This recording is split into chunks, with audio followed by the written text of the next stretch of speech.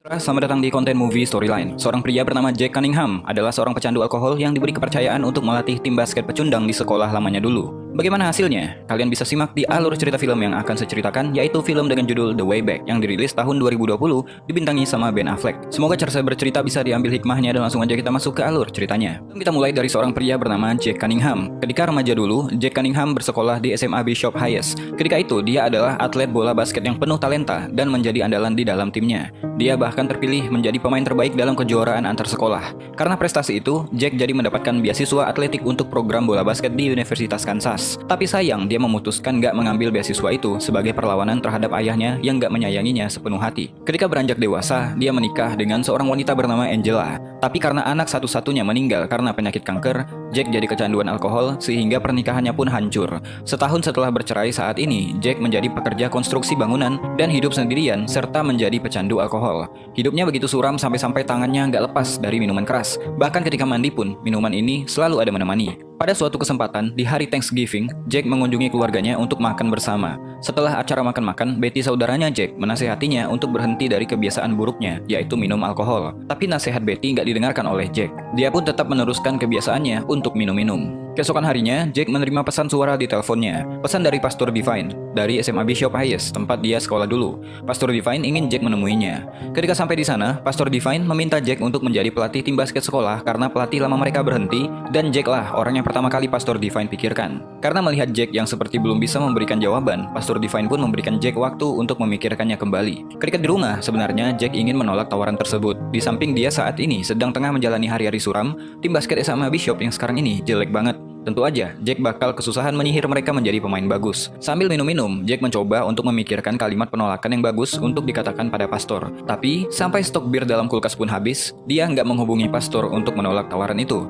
Jadi pada suatu pagi, dia datang ke tempat latihan. Jack bertemu dengan asisten pelatih yang bernama Denny yang menjelaskan bahwa tim basket SMA Bishop nggak pernah masuk ke dalam babak playoff sejak Jack lulus sekitar 20 tahun yang lalu. Memang benar, tim basket ini pernah berjaya menjadi juara, tapi ketika Jack masih di sana, bahkan cuma nama Jack yang ada di lapangan tersebut sebagai pemain terbaik.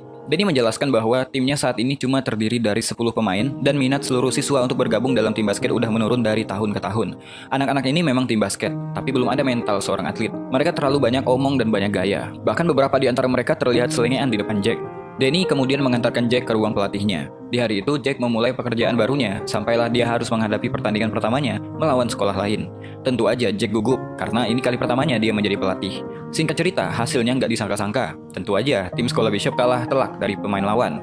Pertandingan demi pertandingan pun, tim basket ini selalu kalah. Belum ada kemenangan yang mereka dapati. Pada suatu malam, dia mendapatkan pesan suara dari mantan istrinya, Angela. Dia pun mengajak Jack untuk ketemu ketika jam makan siang. Setelah setahun lebih berpisah, mereka pun bertemu dan membahas kehidupan mereka masing-masing. Angela mengkhawatirkan kehidupan Jack karena dia hidup dalam kegelapan dan gak move on. Berbeda dengan Angela yang udah move on dan udah punya pasangan yang baru. Mendengarkan hal itu, Jack kaget. Padahal ada niatnya untuk rujuk dengan mantan istrinya itu. Tapi apa mau dikata, hidup Angela harus berlanjut. Karena pertemuan itu, kecanduan alkohol Jack pun makin menjadi-jadi. Di hari yang lain, tim basket mereka akan bertanding ke sekolah lain, ke SMA Memorial. Tim basket mereka lagi on fire pada musim ini. Bahkan Jack mendengarkan secara jelas tim basket lawan mengatakan bahwa mereka akan melawan tim basket pecundang. Jack yang merupakan mantan pemain hebat tentu aja mudah baginya untuk dikenali pelatih tim lawan, termasuk juga kebiasaan minum-minumnya. Jack sadar timnya memang pecundang. Lihat aja, ketika tim lawan melakukan pemanasan dengan bagus, tim mereka malah menari-nari nggak jelas. Jack langsung menyuruh mereka untuk berhenti menari. Tim kita udah ketinggalan angka, yang kita butuhkan adalah kemenangan. Menari-nari seperti itu cuma mempermalukan diri kalian, kata Jack. Pertandingan pun dimulai. Tim SMA Bishop kesulitan banget meladeni permainan tim SMA Memorial hingga mereka ketinggalan poin yang cukup jauh. Memang bisa dibilang permainan mereka jelek sekali untuk bermain sebagai tim. Ketika time up, Jack pun langsung memberikan pengarahan dengan keras. Marcus agak melawan apa yang Jack katakan, sehingga dia pun mencadangkan Marcus dan menggantinya dengan Freeze. Selanjutnya, dia memaksa para pemainnya untuk berusaha lebih kuat lagi. Gak peduli mereka terus kalah dalam setiap game, tapi paling tidak mereka harus berusaha dan fokus. Karena pidato keras dari Jack tadi membuat anak-anak ini bermain sedikit berbeda dan bersemangat. Salah satu pemainnya yang bernama Freeze bahkan melakukan pelanggaran yang keras hingga mereka hampir rusuh di lapangan. Walaupun akhirnya mereka kalah jauh, paling tidak Jack bisa mendapatkan momentum untuk timnya. Ketika dalam perjalanan pulang, di dalam bis, Pendeta Wilan menghampiri Jack. Dia menyampaikan bahwa SMA Bishop punya kode etik, salah satunya adalah penggunaan bahasa yang sopan. Apa yang Jack lakukan di lapangan tadi terlalu keras, sehingga akan berdampak nggak bagus buat anak-anak. Kata Pendeta Wilan, misi sekolah bukanlah kemenangan buat tim, tapi untuk mengembangkan manusia yang beriman, katanya. Ketika akan pulang ke rumah, Denny bertanya pada Jack tentang kaleng bir kosong yang ada di ruang pelatih. Denny mengingatkan untuk nggak mengulanginya lain kali. Malam itu sebenarnya Jack ingin minum-minum lagi, tapi dalam hatinya berpikir mungkin kebiasaan ini perlu dihentikan, dan dia pun memilih pulang. Keputusan yang bagus, Jack.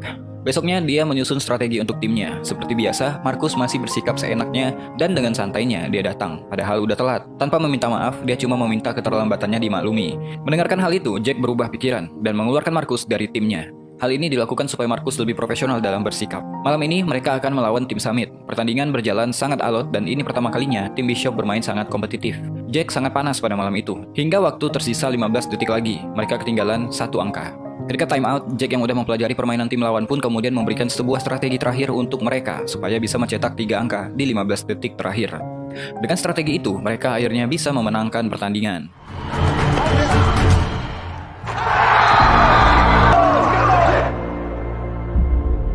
Ketika dalam perjalanan pulang, Jack memberi tumpangan pada Brandon. Di dalam mobil, Jack mengatakan kalau Brandon adalah pemain terbaik dalam tim. Jack hanya bingung kenapa Brandon gak percaya diri dengan hal tersebut. Brandon bisa mempelajari permainan teman-temannya, tapi dia gak berani menegur karena bukanlah tugasnya. Jack pun jadi berencana untuk menjadikan Brandon kapten tim. Untuk membuat Brandon layak, dia pun membuat latihan yang sedikit keras pada Brandon. Jack mau suara Brandon nyaring untuk menegur dan memberikan arahan pada timnya. Hal yang membuat Brandon kesal hingga dia berteriak, tapi menurut Jack itu layak untuk dilakukan. Suatu siang, Markus mendatangi rumah Jack. Dia berkata, apakah bisa dia kembali ke tim? Jack pun gak mengizinkannya. Jack menawarkan, jika ingin kegiatan tambahan, dia akan carikan ekskul yang lain. Markus pun sedih dan menangis. Dia pun kemudian memohon pada Jack bahwa dia nggak akan telat datang dan bersungguh-sungguh dalam latihan. Akhirnya Jack pun menyuruhnya untuk datang pada sore nanti. Tentunya dengan kembalinya Markus, butuh waktu bagi para pemain lain untuk menaruh hormat pada Markus, sehingga dia memang harus membuktikan dirinya. Di kesempatan itu juga Jack mengatakan bahwa dia secara resmi menunjuk Brandon menjadi kapten tim. Hari itu menjadi momentum yang bagus untuk tim basket Bishop. Dengan latihan yang ketat dan keras serta evaluasi di setiap pertandingan, merubah keadaan menjadi signifikan. Tim yang gak pernah memenangkan pertandingan ini pun menjadi tim yang perlahan-lahan tumbuh menjadi tim yang kuat. Performa tim jadi meningkat. Tim basket SMA Bishop memenangkan pertandingan demi pertandingan. Perubahan ini gak cuma terjadi di lapangan, tapi ikatan para pemain dan juga dengan Jack menjadi lebih kuat secara emosional. Para pemain pun mulai menghormati Jack. Suatu hari, Jack bersama Angela menghadiri undangan dari teman lama mereka yang anaknya berulang tahun. Mereka adalah teman lama karena menjadi sesama orang tua yang anaknya mengidap kanker. Hadir dalam acara itu membuat Jack teringat sama anaknya yang bernama Michael. Setelah acara itu pun, dia dan Angela menyempatkan untuk berziarah ke makam anaknya yang udah meninggal 3 tahun yang lalu. Singkat waktu, tim basket Bishop menghadapi pertandingannya kembali. Kali ini melawan SMA Trinity dan ini merupakan pertandingan penting. Jika mereka berhasil memenangkan pertandingan ini, maka mereka akan melaju ke babak playoff. Dan jika kalah, maka mereka harus menghadapi SMA Memorial yang tentu aja lawan yang sangat berat. Jalannya pertandingan sangat alot hingga mereka harus kejar-kejaran tipis dengan SMA Trinity. Wajar aja para pemainnya gugup, karena ini pertama kalinya menghadapi pertandingan penentu. Di tengah permainan, wasit memberikan pelanggaran pada pemain SMA Bishop. Jack pun jadi marah-marah karena itu udah di akhir pertandingan. Karena marahnya nggak terkendali, akhirnya Jack diusir keluar lapangan dan tim SMA Bishop harus kalah tipis pada malam itu. Ketika dalam perjalanan pulang, Jack meminta maaf pada Brandon karena terlalu terbawa emosi pada pertandingan tadi. Di mobil, Brandon bertanya, kenapa Jack nggak mengambil beasiswanya setelah mendapatkan prestasi di olahraga basket. Jack pun bercerita bahwa dulu perlakuan ayahnya menyayanginya dengan tidak sepenuh hati. Sampai akhirnya ayahnya mendengar Jack berprestasi dalam basket, ayahnya makin sayang padanya. Jack sadar bahwa yang disayangi oleh ayahnya bukanlah dirinya, melainkan kemampuannya. Karena itulah dia menolak beasiswa untuk balas dendam pada sang ayah. Banyak keputusan buruk yang Jack ambil di masa mudanya sehingga dia nggak mau Brandon juga demikian. Pada suatu hari, Jack pergi menemui ayahnya Brandon yang bernama Brett di tempat kerja. Jack mengatakan Brandon punya kesempatan untuk mendapatkan beasiswa penuh karena ada yang menawari Brandon untuk mengikuti perekrutan. Jack kemudian mengundang Brett untuk ikut menonton pertandingan anaknya, namun Brett menolak. Dia mengatakan ada 2 anak lain yang mesti dia urus di rumah. Selain itu, dia nggak setuju dengan Brandon yang menjadikan basket sebagai penghasilan utama. Dan itu nggak akan berhasil karena Brett juga pernah mendapatkan tawaran yang sama. Pertandingan penentu untuk maju ke babak playoff pun dimulai. Malam itu mereka menjadi tuan rumah di pertandingan melawan SMA Memorial yang dulu pernah mengalahkan mereka dengan telak. Tekanan tentunya akan berbeda pada malam itu. Jack pun menyemangati timnya bahwa tim lawan memang lebih berbakat dan mungkin juga punya pelatih yang bagus. Tapi malam ini kita juga layak untuk menang, kata Jack. Pertandingan pun dimulai. Sama seperti di pertandingan sebelumnya, mereka langsung ketinggalan angka yang sangat jauh. Gugup mungkin adalah alasan utamanya. Tapi setelah time out, Jack memberikan strategi yang lain dan juga pengarahan yang berbeda. Sehingga setelah itu mereka mulai mengejar ketertinggalannya, bahkan aktif dalam melakukan pertahanan. Tim Bishop secara konsisten bermain agresif, bahkan pelatih lawan yang awalnya meremehkan, kini ketar-ketir dan panik menghadapi permainan dari tim Bishop. Jesus, you guys, play right into their hands. Dad, he's 6 inches shorter than you. I don't even know who I'm looking at. That's it. Beautiful. Dan sisa 12 detik terakhir, Jack pun meminta time out. Jack berkonsultasi pada Danny strategi apa yang harus mereka mainkan. Awalnya Jack menjelaskan strategi andalan mereka untuk mereka mainkan dalam merebut angka. Tapi di detik-detik terakhir, dia kemudian memanggil Brandon. Dia menyuruh Brandon untuk melupakan strategi tadi dan mempercayakan Brandon untuk melakukan tembakan terakhir. Gak disangka, Brandon mengemban kepercayaan itu dengan bagus sehingga mereka berhasil mengalahkan SMA Memorial dengan skor tipis dan lolos ke babak playoff setelah belasan tahun menjadi tim pecundang.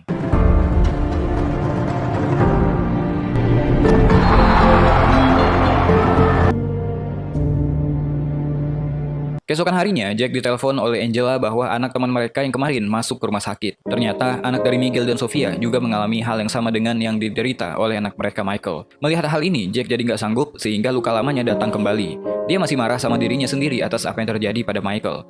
Dia pun memutuskan kembali minum alkohol setelah sekian lama berhenti. Dia mabuk sampai teler hingga dia pun bangun kesiangan. Padahal, tim Bishop harus menyiapkan latihan mereka untuk menghadapi pertandingan playoff. Danny yang tahu Jack kembali ke kebiasaan buruknya itu pun kemudian memutuskan untuk nggak bisa mendiamkan situasi ini. Setelah sesi latihan selesai, dia memanggil Pastor Divine untuk bertemu dengan Jack. Pastor mengatakan secara tegas bahwa dia menyuruh Jack untuk mundur dari posisi pelatih karena dia membawa alkohol ke tempat latihan, bahkan pagi tadi pun dia hadir dalam keadaan mabuk. Jack awalnya meminta maaf karena kemarin dia udah melalui hal yang berat.